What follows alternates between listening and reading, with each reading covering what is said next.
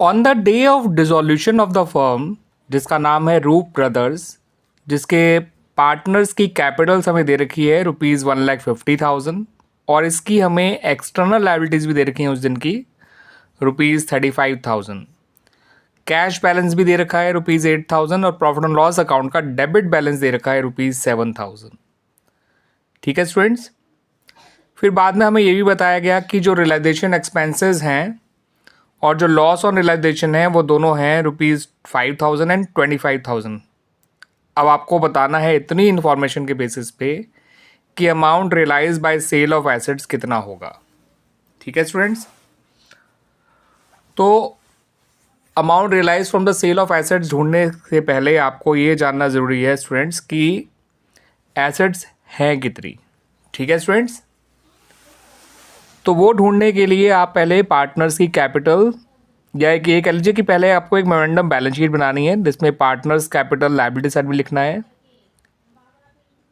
ठीक है, liability side में पार्टनर्स कैपिटल लिख दीजिएगा, एक्सटर्नल लायबिलिटीज़ लिख दीजिएगा, एसेट साइड में कैश लिखिए और प्रॉफिट एंड लॉस अकाउंट के डेबिट बैलेंस को लिखिए।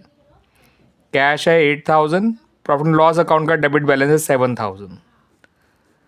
तो ये जो बैलेंसिंग फिगर है वो आपका सन्ड्री एसेट्स निकल आएगा अदर देन कैश। ठीक है, 1,85,000 टोटल आ रहा है लायबिलिटी साइड का, यही टोटल यहाँ लिखिए एसेट साइड में। उसमें से इस टोटल में से इन दोनों के सम को माइनस कर दीजिए, सन्ड्री एसेट्स आ गई 1,70,000 की।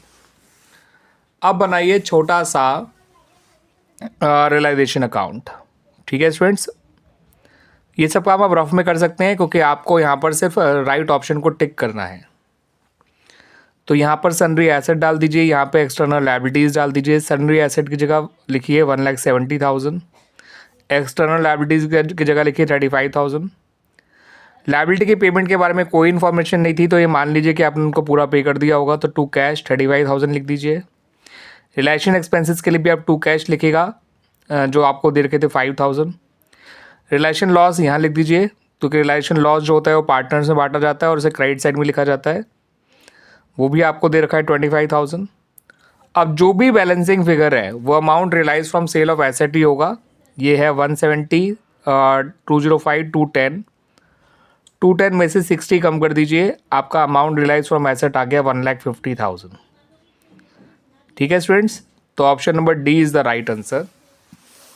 ठीक है, यहाँ पर मेमोरेंडम बैलेंस शीट बनानी ज़रूरी थी और बाद में रियलाइजेशन अकाउंट बनाना ज़रूरी था ये पता करने के लिए।